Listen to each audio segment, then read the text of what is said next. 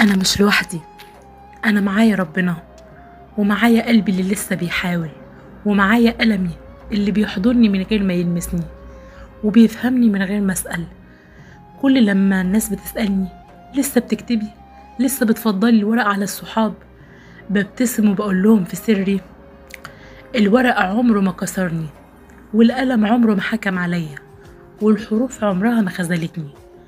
أنا كتبت وأنا بضحك، وكتبت وأنا بعيط، وكتبت لما الناس مشيت من حياتي، ولما الدنيا اتقفلت، وكتبت لما بلاقي في آخر كل سطر نور وطمأنينة وهمسة من ربنا بتقولي أنا معاكي ما تخافيش.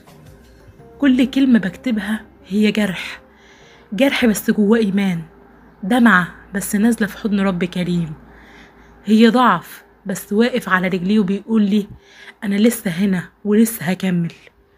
أنا مش لوحدي، أنا معايا دعوة من قلبي لربنا، ومعايا يقين إن بعد الليل دايما في صبح، ومعايا حلم صغير بيكبر كده في سكوت، وقلم بيكتبني علشان افتكر ان رغم الوجع اللي لسه عايشاه ولسه بستاهل ابقى بخير.